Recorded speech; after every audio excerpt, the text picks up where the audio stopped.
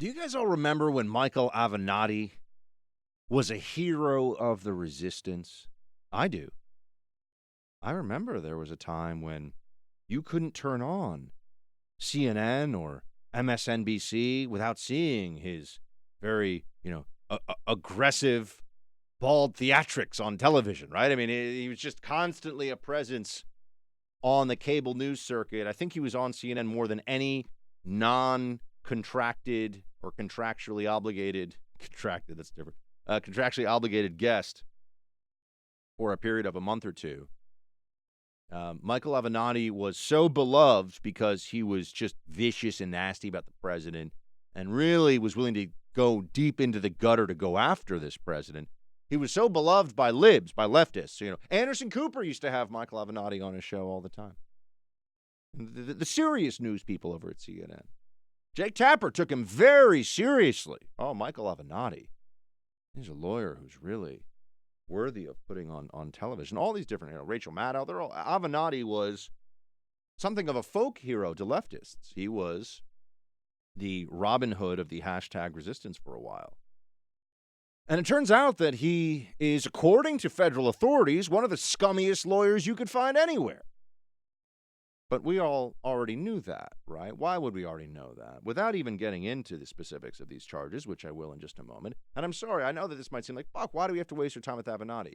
Because the people that are telling you to vote for Biden and vote for Bernie Sanders or Elizabeth Warren is the savior of America or whatever, the same people, the same news anchors that want to constantly wag their finger in your face, tell you Donald Trump is boorish, a Philistine, disgusting, a horrible person, whatever it may be, a barbarian. That the same people that say that to you treated Michael Avenatti very well. Same individuals who would say that someone like me is, he's in the tank for Trump, and never refuses to be honest with people. They thought that Michael Avenatti might run for president. That was being talked about. That this guy, maybe Avenatti, there were articles written, you can Google it, you'll see. Maybe Avenatti is the guy that they need to beat Donald Trump. I mean, I think he might have a better shot than some of these Democrat candidates even still, but that's just a function of how terrible the Democrat candidates are. But we knew that he was a disgusting and dishonest fellow because he was the lawyer, and you must remember this. People always want to talk now about the Stormy Daniels thing.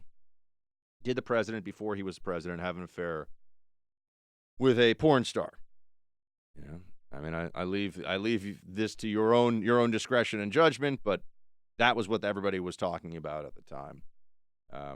The president, as we know, he's an imperfect man and has an interesting history when it comes to women and his relationships with them, but he's not the first. Of course, with JFK, it was all like, oh, he's just such a, he's just roguish charm and everything else. I mean, With Trump, it's, oh my gosh, he's a monster. But the more important Avenatti incident was always his willingness to try to use Julie Swetnick as the final, shoe to drop or domino to fall, or I don't know, pick an analogy, the last straw. The last straw for Judge Kavanaugh. Julie Swetnick, who was a visibly and clearly disturbed and deranged person, put on national TV by a whole bunch of different news outlets, of course, because anything to destroy Kavanaugh was considered justified. Avenatti was her counsel. He sat with her. He had conversations with her in much greater detail than we even heard on TV. He had her sign a sworn affidavit alleging that Brett Kavanaugh was part of a secret gang rape ring that nobody ever heard of before while he was in high school. And that Julie Swetnick, who had graduated and was already in college, would go back to hang out at the high school parties where these gang rapes were occurring and never thought to say anything to anyone ever about it. And Avenatti believed her to the point that he would tie his professional reputation to her and would feel like it was okay to use these absurd, clearly defamatory allegations against Kavanaugh in a legal proceeding. Avenatti is really the modern Democratic Party, though. That's what you have to remember. The will to power, utter ruthlessness. Do whatever you have to do, destroy the other side. There's no honor, there's no decency, there's no fair play, there's no obeying of any rules. So in a sense, Avenatti is really the distillation of the modern left. Useful when he's useful, and they don't care what happens after the fact. A pit bull for their side, and nothing else matters. Well, the good news is not only did he probably, and I remember hearing from people that were involved in the defense of Kavanaugh in D.C., talking to them that week when the votes were going to be cast by the Senate, Avenatti with Swetnick may in fact have saved Kavanaugh's nomination, because if you think Julie Swetnick is telling the truth, you're a moron. You're not. It is not possible to be an intelligent human being and know about what Julie Swetnick's allegations were and see her interviews and think she was telling the truth. You're not the dumbest person ever, but you're not smart. Not possible. But he therefore might have, I think, saved Kavanaugh's nomination, because then it was clear it was a hit. It was a hit. Don't ever forget. They always want to talk about Blasey Ford because, she cried and she seemed a little bit more like, sort of a little bit of a, believable in the emotional. I mean, she's also full of it. Don't even get me started. But here's the problem for Avenatti. This is why I'm bringing this up right now. Avenatti was at a disciplinary hearing in California where they're doing what is effectively the pre-disbarment proceeding of involuntary inactive status as a lawyer. So this is the hearing where they're like, you're not really a lawyer anymore while this is going on, because, oh, by the way, we're going to disbar you in the state of California. He's about to get disbarred. But he couldn't even finish that, my friends, without federal officers showing up to arrest him at that civil hearing about his law license. Left-wing hero, Anderson Cooper, Jake Tapper, Rachel Maddow's favorite lawyer for months, Michael Avenatti. They're the best. He's going to run for president. He's an amazing fellow.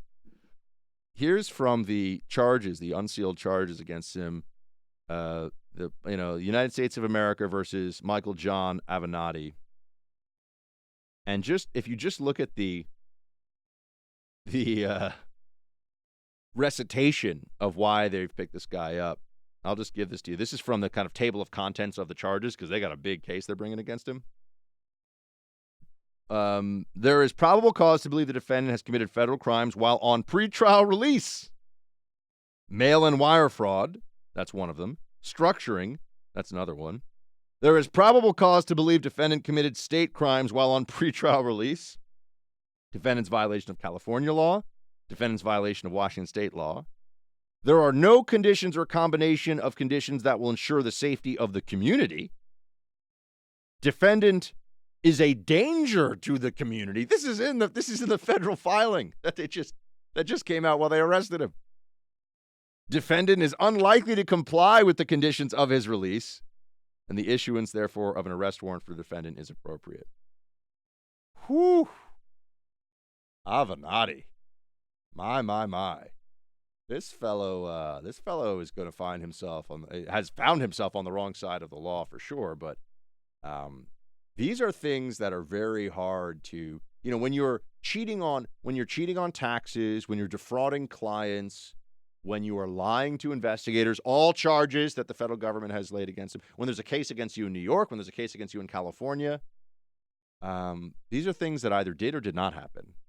They either have you on this stuff or they don't. And they tend not to bring these kinds of charges unless they've got you.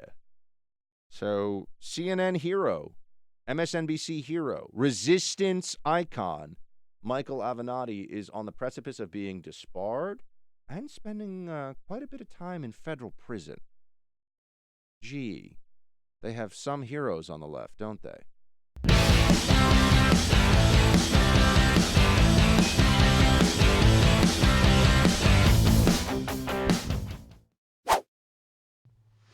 Iran hit back. We're grateful that no lives were lost, and we will never downplay the seriousness of any attack on the United States or its forces. But judging from the type and intensity of the strike, the regime certainly must now understand what we will do if they ever again pose risk to American lives. If Iran escalates, we will end it on our terms. That, my friends, is a description of the new calculation that the Iranian regime has to make anytime now they think about threatening American lives. This is changing the red line. This now shows that there will be more severe consequences, that the United States government under President Trump will take action against any Iranian government official who is actively threatening the lives of Americans. That's a change. That's a difference from what had been the case on a bipartisan basis stretching back for decades. And it's why the media has moved on from this Iran story quickly, because Trump won. Trump stared down the mullahs and won. He was right. The calculation was correct. That's where we are. Notice how for a few days it was Trump is reckless, Trump is horrible, Trump is terrible. He's leading us into war. It's a war crime. He's threatening war crimes. All of the criticism against Trump. How much criticism during that period were you really hearing from the media about the mullahs? About what's going on in Iran, about their murdering of hundreds, now coming up on a few thousand protesters in the last few months alone? Who do the journalists sound more upset about? Who do the journos shed more tears when they're talking about? Trump or the mullahs? You already know the answer. You already know what the problem is here with the way the journalists talk about this. There's also, this is stunning. There is new footage out that shows, believe it or not, the Iranians, they didn't shoot that airliner once. There is video. Wall Street Journal has it posted now. It seems to show that they hit it with a missile one time, and then they hit it with a missile again. They hit it again. I mean, unbelievably horrific, unbelievably incompetent. I can't imagine what it would be like to be on that, on that plane, on that civilian jetliner in that moment when the strike happened, and then for it to happen a second time. The Iranians couldn't figure this out. Killed 176 people. And guess what? The Iranians lied about it for days. This is the nature of the regime that Trump is trying to stand up to. That they would kill them. They didn't just kill Iranians. They killed Ukrainians. They killed a whole bunch of Canadians. These are people whose families are never going to be the same. I mean, this is a major loss of life. How could they? I mean, you have to ask the question, but how could the Iranians be so dumb? This isn't over, this isn't in an area of active hostilities. There's not, you look at, for example, what happened, and this was a terrible tragedy too, but it was a slightly different circumstance. The shoot down of MH17, that flight that was shot, it was a Malaysian Airlines flight that was shot down over Ukraine. There were some differences there. For example, there were cargo planes that have been landing support for the Ukrainian military, and so the Russian-backed separatists were trying to send a message that they couldn't use those. So they mixed up. There was reason for them to think it was possible that it was an enemy aircraft. I mean, obviously, it was a horrific mistake there too. In this case, this was a plane taking off from a civilian airport in Tehran, the capital city of Iran, and there's no U.S. incoming. There's nothing going on, and they shoot the plane once, and then they shoot it again. No wonder the people are out in the streets. Not only, it's the Iranian regime is not only vicious, the Iranian regime is incompetent. The people in charge, you have to remember this, they drape themselves in all of this ideology and about the revolution and death to America, and this is straight out of the old Soviet playbook too. It's all about the revolution. It's all about, the glory of Lenin or Stalin or whatever. Slogans and statues and protests in favor of the regime in the street, marches and displays and pomp and circumstance. But the people that are taking for themselves power to make decisions that affect people's lives, the people that think that they should determine who gets what gets made, where it goes, they're morons. Utter morons. They're not accountable to the people. They're not chosen by the people. Why would they be good at their jobs? Their job is just to do whatever the other idiots who have seized power want them to do so they can keep their job. Doesn't matter what happens to the people. They don't care how miserable and how oppressed the people are. They never do. Because they convince themselves to justify. I mean, if you are part of the regime, if you're a member of the IRGC, if you're a member of the Iranian regime's upper ranks, never mind all the way up to the Guardian Council, you don't care how much suffering the average Iranian goes through. It doesn't matter to you because that's just the price you pay to support the Islamic Revolution of Iran. That's just the cost of doing business. You know, you shoot a civilian airliner out of the sky with 176 people. Yeah, it's a mistake, but, you know, they're defending the Iranians against the great Satan and against little Satan, Israel, right? That's the justification they'll give themselves.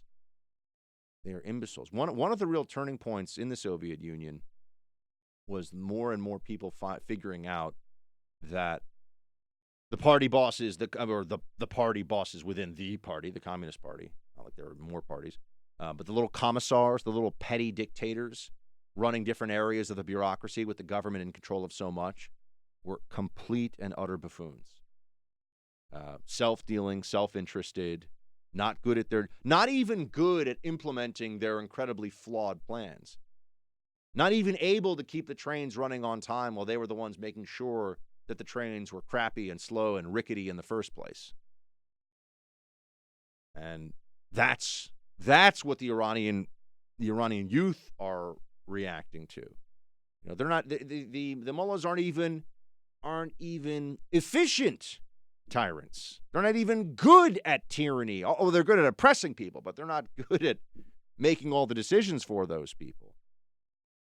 And you'd think that there'd be opportunities here to tell that story more for journalists. You think they would care more about that than they do. But no, it was always about the whole dust-up with Iran was really about getting Trump for the journalists. And what happens to the Iranian people was a deeply secondary concern. And it's also a reminder as we sit here and think about, you know, everything is a question of degree when you're talking about governance. Okay, in Iran, people can't protest. There's no free press, and you can disappear in the middle of the night. You have no habeas corpus, no rule of law, no individual rights. And the people in charge don't care. Here, we don't yet have it like that, obviously. But do you think the idiot Democrats in charge care that, you know, your dishes can't get washed, that you don't have good light on your good light to read with at night because they have to use the light bulbs aren't as good? No, because they've got an ideological excuse for all the inefficiencies, all the stupidities that they inflict upon you. So it's the same mentality. This is why government needs to be limited. This is why enumerated powers matter. You don't want the people, you don't want the imbeciles to be able to make more decisions that are absolutely necessary, whether it's in Iran or here.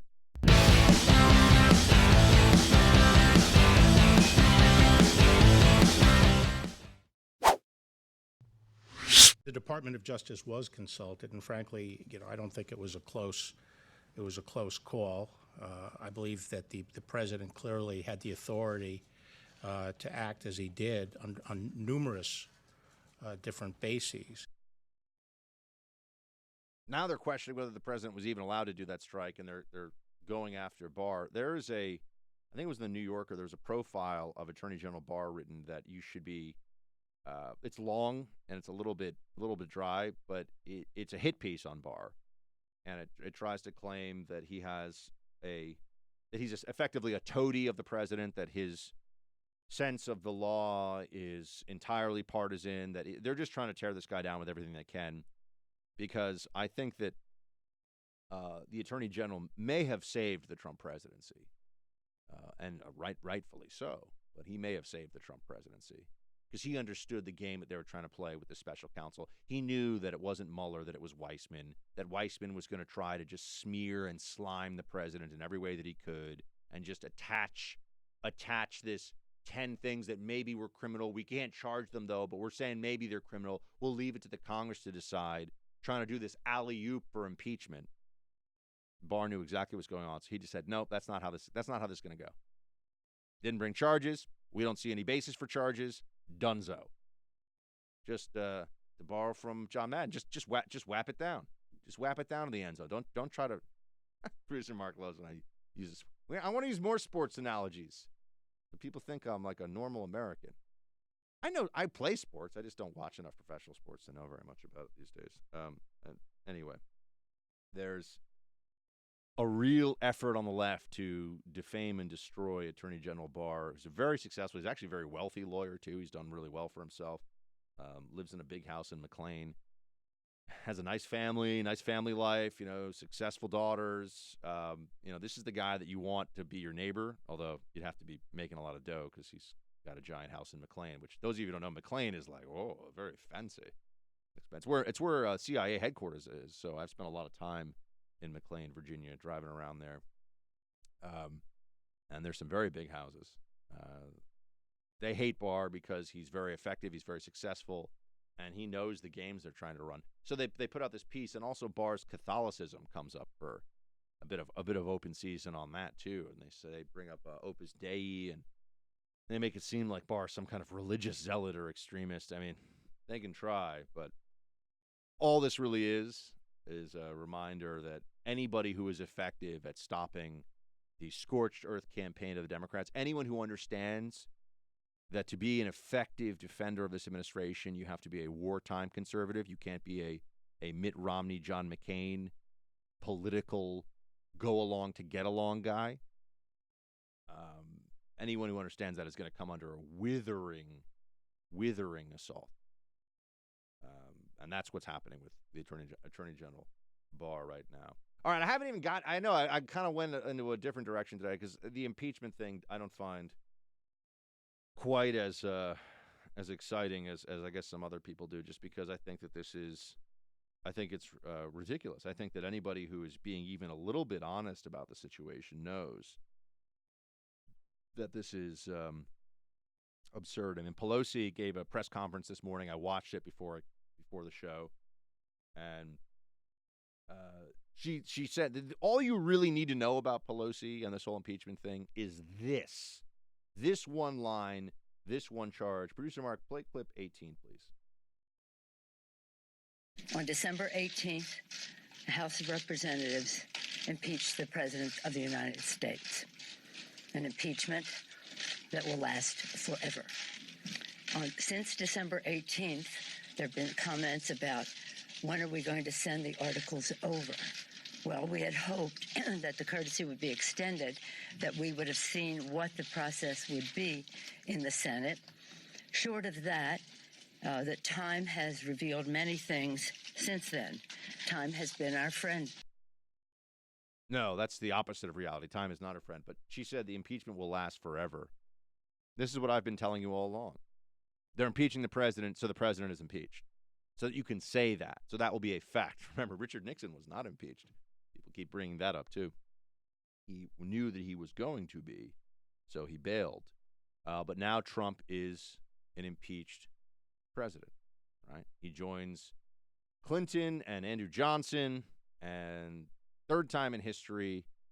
Does anyone even really know why he's being impeached? They're going to send over these articles about abuse of power and about obstruction, specifically on the Ukraine issue. They didn't add more articles. It was thought that might happen. But here she is telling you what this is really all about, which is just to paint him with the brush of impeachment, just to stain him forever. He's been impeached, which is meaningless. Because the way the Democrats approach this, if they really, really don't like the president and they have a majority in the House, going to impeach him. Let's impeach him. Abuse of power, you could say that about any president.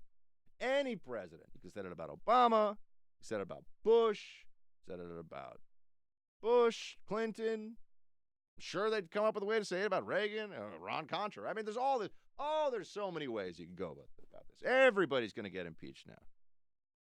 Democrats have, and I really mean this, they have debased impeachment as a process. They have made this now a petty partisan tool.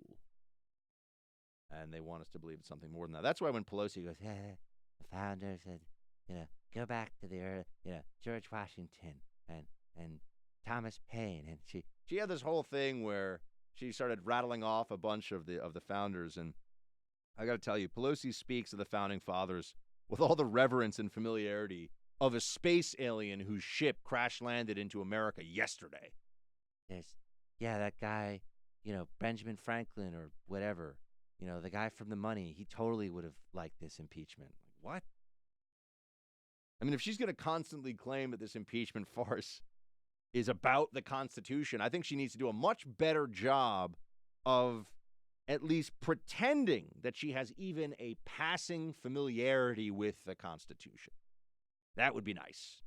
I would prefer that. This is like when, the two funniest things you see Pelosi do is when she's the founding fathers would have thought of this. That's amazing. And then the other thing that she does that's pretty amazing is when she claims that she's really sorrowful and prayerful about this, when she can hardly, gosh, I don't know why my words ability right now is not, Buck with the words, not good. She can hardly hide her glee at what is going on here. And that's the truth. That's the truth of what is happening. They're already trying to tell us, by the way, that Hunter Biden is not a relevant witness. They want witnesses, but only the witnesses they want. Not how it's going to work that way. Oh, they named the big seven, the impeachment managers. It's Schiff, Nadler, Jeffries, a few others. Same basic nonsense. Schiff and Nadler as the House managers for this. Here is Nadler, for example, telling us all that everything we need to know about Hunter Biden. Of course, play 19. The president betrayed his country by trying to extort the Ukraine by withholding $391 million in military aid that Congress had voted in order to get Ukraine to announce an investigation of a domestic political opponent.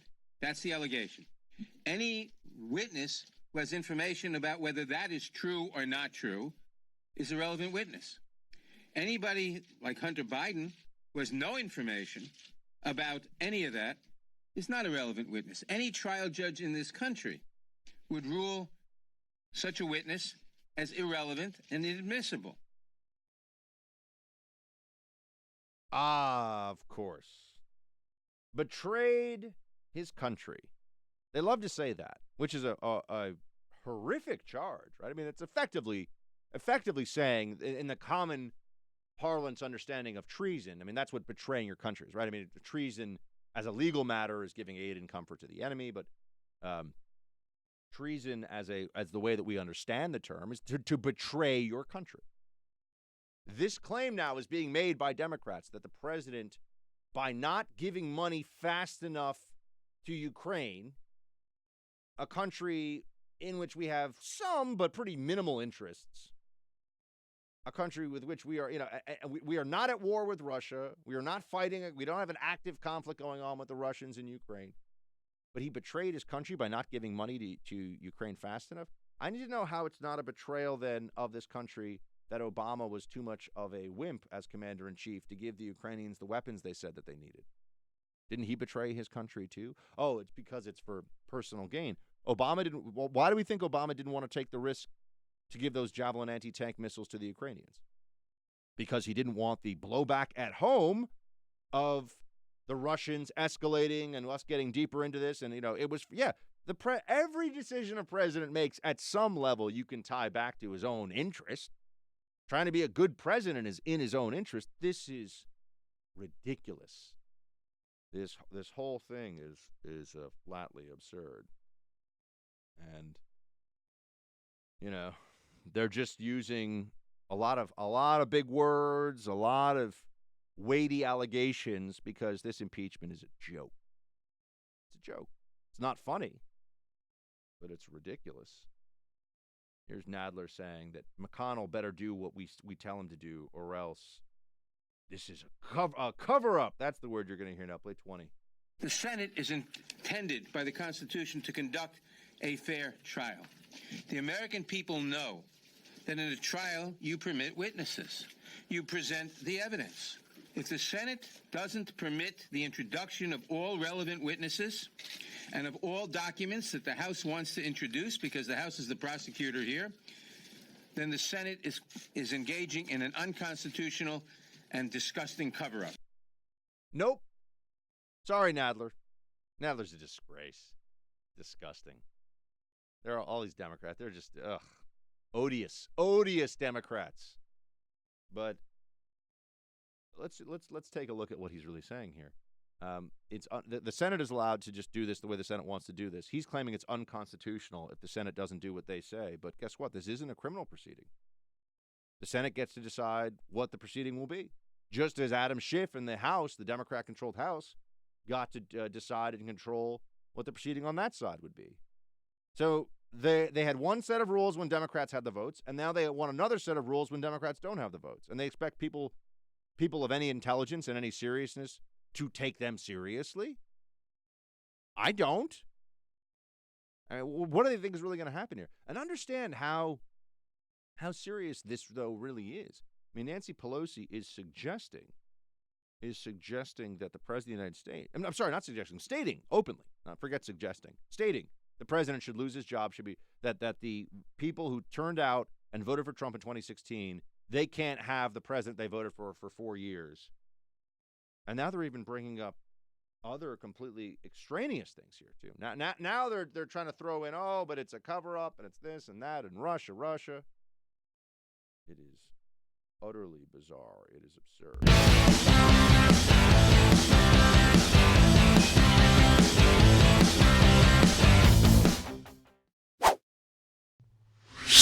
And it's important for the president to know and Putin to know, the American voters in America should decide who our president is, not Vladimir Putin. Voters, not Vladimir Putin, should determine the election. This is from the Speaker of the House, my friends. Still clinging to this Russia collusion, delusion fantasy. It is. We have to start drawing some firm lines here. One that I saw last night, for example, in the debate, they brought up fracking and a ban on fracking. It is not possible to be an informed, intelligent person and know anything about the economy and the energy industry and think that a total ban on fracking in this country is a reasonable or good idea. It's not possible to think that and be smart and know what the heck you're talking about. It's completely insane to think that's a good idea. Okay. Pelosi repeating that Putin could determine our election. It is not possible to be a serious, fair-minded person and believe that Vladimir Putin determined the 2016 election or could determine the next U.S. election. It's not possible. If you still cling to that, you have a problem. You're either not very bright or not very honest or a combination thereof. This isn't but they have their opinion, I have my opinion, and this isn't chocolate or vanilla or, God forbid, strawberry ice cream. This is just reality versus unreality. Truth versus falsehood. Vladimir Putin did not determine the last election. Nancy Pelosi bringing this up and pretending that in some way he may have determined the last election. And to use this smear continuously is just another data point that Nancy Pelosi is a deeply dishonest person and that this whole thing has gotten just disgusting, the way the Democrats are approaching it. We're in an election year. Beat Trump. Beat him. Let's see what you got. He's such a terrible president. Meanwhile, they keep saying he's terrible. You ask, what's so terrible again? The economy? The huge, bloody, costly war we're in? What's the terrible thing with Trump again? I need someone to come up with what's so awful. Ooh, he said a mean thing 3 years ago that libs don't like. That's what I'm supposed to be so worried about? He calls out journalists? He's right when he calls out journalists. They're the worst. Journalism needs to be, nuked from orbit just so we can all be safe, just so we can be sure. It's a line from Aliens. Metaphorical, okay? Journalism isn't a person. It's a profession. But Cocaine Mitch understands what's going on. Play 15. Last weekend, on television, the Speaker bragged that this president is impeached for life, regardless of what the Senate does. Regardless of what the Senate does. As if the ultimate verdict were sort of an afterthought. Likewise, Senate Democratic leader recently said that as long as he can try to use the trial process to hurt some Republicans' re-election chances, quote, it's a win-win. That's what this is all about. The Democratic leader just laid it right out there in case anybody had any doubt. Yeah, notice how what the House does, we're all supposed to, care a lot, and it's really a rhetorical game. Oh, he was impeached. Well, when the Senate does its thing, he will be cleared, exonerated. There you go. What else is there to say? The Senate is supposed to have every bit as much authority in this process. We should treat the Senate with all the solemnity that Pelosi has wanted us to treat the House, even though the Democrat-controlled House deserves nothing but our complete and utter contempt, because what they've been doing is so contemptible.